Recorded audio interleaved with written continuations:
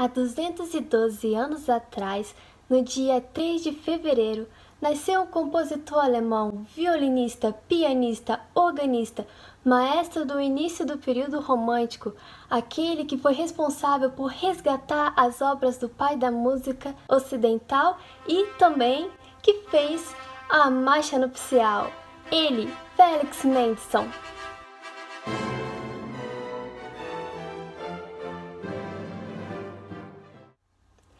Ele nasceu em 1809, no dia 3 de fevereiro, em Hamburgo, na Alemanha. Filho de Abraham Mendelssohn e de Leia Salomão, cresceu em uma família rica e culta. Tinha 3 irmãos, o Paul, a Rebecca e a Fanny. A Fanny também tinha um grande talento musical, compunha e às vezes fazia apresentações internas. Ele pertencia a uma família de judeus, mas com 2 anos de idade, sua família se converte ao cristianismo e por conta disso se mudam de Hamburgo para Berlim, capital da Alemanha. Felix se interessou pela música desde criança e seus pais deram todo o apoio. Começou a ter lições no piano com sua mãe aos 6 anos de idade. A partir dos 8 anos de idade, começou a ter aula de composição com Carl Friedrich Zelter e aos 9 fez sua primeira apresentação. Sempre teve muita facilidade e foi considerado uma criança prodígio. Aos 13 anos de idade, publicou o seu primeiro trabalho, um quarteto com piano. Sua avó, Bela Salomão, foi a última aluna do primeiro filho de Bach e entregou a Felix os manuscritos de Bach. Isso aconteceu quando ele tinha 16 anos.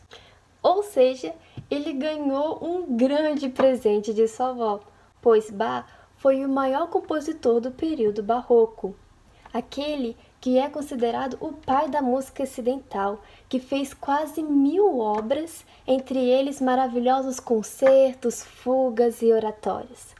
Mas, infelizmente, após a sua morte, as suas obras foram adormecidas. Então Mendelssohn teve essa missão, esse grande presente de ter a honra de resgatar as obras desse grande compositor. Em 1829, quando tinha 20 anos, regeu a sua primeira obra de Bach, Paixão segundo São Mateus, em Berlim. O sucesso dessa apresentação foi de grande importância para que as músicas de Bach fossem tocadas na Alemanha e depois em toda a Europa, além de render a Mendelssohn um reconhecimento geral sobre o seu talento. Aos 15 anos, fez sua primeira sinfonia e se apresentava para grandes autoridades, e também fez uma turnê pela Europa. Quando tinha 17 anos, compôs uma suíte e que provavelmente é a obra mais famosa dele. Nada mais, nada menos do que A Sonho de uma Noite de Verão, que é a marcha nupcial. Sim, foi ele que fez essa obra maravilhosa. Mas por que relacionamos tanto ela com o casamento?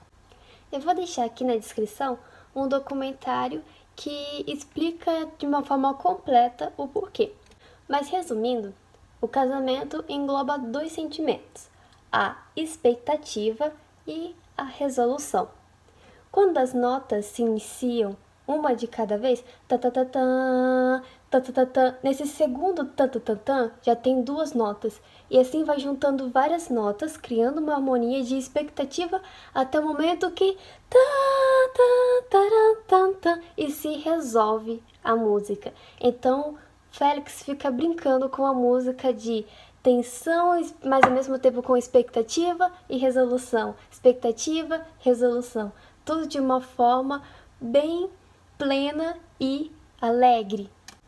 No casamento real, eles seguiam a tradição de utilizar músicas inglesas, até que um dia a Rainha Vitória escolheu a música de Mendelssohn para o casamento de sua filha, e desde então a maioria das noivas prefere a música de Mendelssohn como a marcha nupcial de seus casamentos. Um grande marco na vida dele como compositor também foi a Sinfonia Escocesa, Opus 56. Ela foi inspirada quando Félix foi a primeira vez à Escócia e viu a Gruta de Funchal. Como estudiosos dizem, Mendelssohn pintou um retrato sonoro da paisagem. Neste lugar é muito difícil de chegar a barco, pois as ondas são muito agitadas. E quando ouvimos essa obra, conseguimos imaginar o que Mendelssohn sentiu com esse estilo tão tempestuoso. Outra obra também muito importante foi o oratório Elias. Como Mendelssohn vivia fazendo muitas apresentações, tanto tocando quanto regendo, ele tinha organizadores, e estes pediram para ele fazer um oratório. A princípio, Mendelssohn se recusou a fazer essa obra, mas mudou de ideia quando os organizadores lhe prometeram quantos músicos ele quisesse para essa apresentação. E ele não economizou nos músicos. A orquestra teve 125 instrumentistas e um coro de 217 cantores. Ou seja, ele teve uma orquestra no total de 342 músicos. Lembrando que o normal geralmente é uma orquestra com 80 e, em alguns casos, 100 músicos.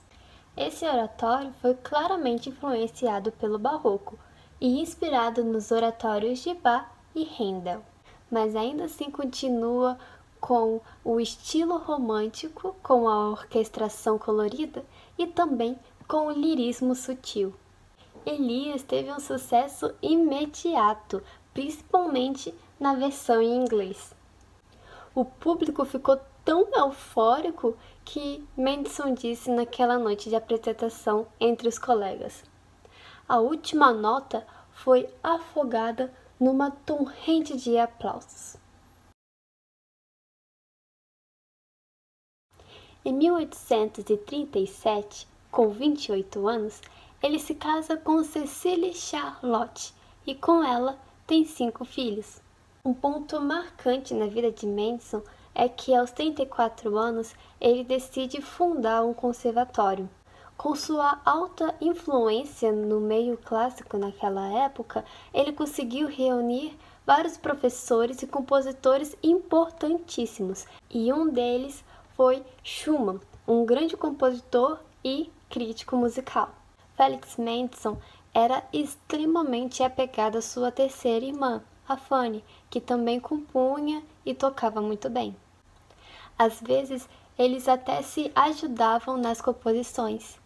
Mas, infelizmente, no ano de 1847, sua irmã, a Fanny, falece por conta de um derrame, e isso o abala profundamente. Se passaram apenas 6 meses e Mendelssohn também falece no dia 4 de novembro do mesmo ano, 1847, com 38 anos, por conta de um derrame. Recapitulando a história de Mendelssohn. Em 1818, foi sua primeira apresentação pública, aos 9 anos de idade. Em 1825, recebe da avó os manuscritos de Bach, com 16 anos. Em 1829, faz a abertura para o Sonho de Verão, com 20 anos, a marcha nupcial. Em 1829, rege a Paixão segundo São Mateus, de Bach, com 20 anos.